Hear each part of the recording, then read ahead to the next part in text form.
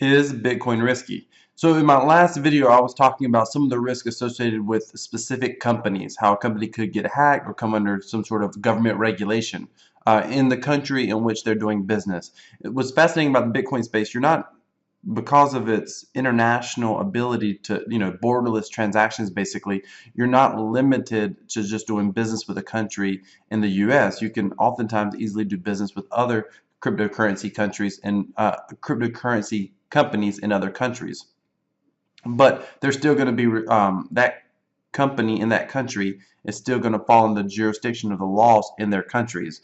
So it doesn't even have to be the U.S. government. It could be any government that could, potentially come under, come against a particular cryptocurrency company. Say that 10 times fast. However, I want to start this article off. This article is talking about the government risk and kind of how to hedge yourself against some of the government risks that could occur in the space over the coming years. First of all, I want to start off by saying that not all governments are currently against Bitcoin. In fact, most are very positive on Bitcoin, or they have no stance at all right now. And this is an article from earlier this year in May. Top countries where Bitcoin is currently legal. And I'm just going to go through this pretty quickly. It's mostly legal in the U.S. They say that basically, they say partially legal. It's legal in the U.S. You got to pay your taxes. You got to, follow the laws. It's legal in the U.S.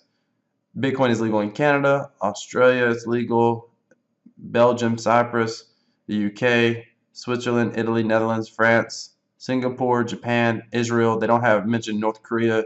North Korea is very, I'm sorry, not North Korea, South Korea. South Korea is very Bitcoin friendly as well, cryptocurrency friendly as well. Some of these countries have regulations, but for the most part, they're pretty open and you're free to use cryptocurrency for now. Will it always stay that way? I don't know. The new laws come up all the time, so you have no idea what's going to happen in the future.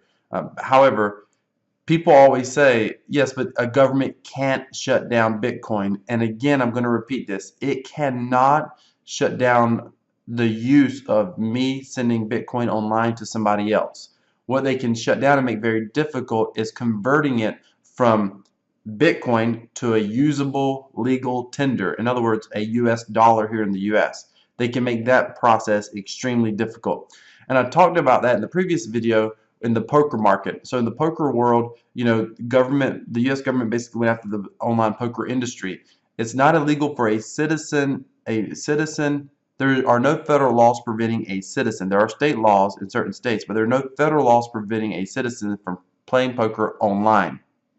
However, there are federal banking laws that prevent banks from doing business with online poker sites. Well, that effectively got rid of 90% of the the U.S. players playing online poker with various overseas companies. So that effectively pretty much put it out of business.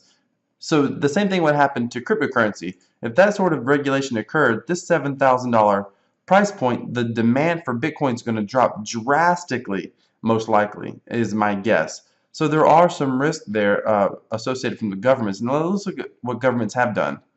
Right here, China banned Bitcoin ICOs, which is initial coin offerings, and they've got a lot of strict regulation. They've not totally banned Bitcoin use. I don't believe. I would have to read this article. Maybe they did. They banned them from their mainland residents from trading in cryptocurrencies on exchanges. So, and that's companies like, for example, Coinbase here in the U.S. Those companies are having to leave China. Well, if you don't have a way, if Coinbase did not exist in the U.S. or there was no other way to convert your money into your dollars into Bitcoin, then it would become very, very difficult. Now, there are websites like this. People say, yeah, but what about localbitcoin.com? Well, let's take a look at that. So here we are at localbitcoin.com. So this is where you don't need an exchange, and this is where basically private people buy and sell Bitcoin and potential other cryptocurrencies locally. Like you meet somebody in a Walmart parking lot or somewhere, and you basically make an exchange, or a coffee shop and you make an exchange. And you can pay in all sorts of ways. You can pay with gift cards, you can pay with cash, you can pay with bank transfers, money transfers, etc., etc. And people say, yeah, but they just shut down the exchanges. Everybody would go to things like local Bitcoins, and there's other websites like Paxful, for example. Yes, but they act as if the government can't stop this. But all you have to do is look at this news story right here. Michigan man busted for unlicensed Bitcoin exchange faces jail time. This gentleman here was using local Bitcoins, and he was legally exchanging Bitcoin. I'm gonna see if it mentions local Bitcoin in here. I've read this news story several times. Um, it's not mentioning it that he changed on local Bitcoin, but that's the website that he used. And so $55,000 is not a lot of Bitcoin, and they were able to catch him. There's clearly government agents watching these sites. And if it's not illegal again for one person to sell Bitcoin to another unless you cross certain thresholds and you do large amounts. And then you have to register with the government. They need to be aware of what you're doing. You have to get a money, what's it called? They call it an unlicensed Bitcoin exchange.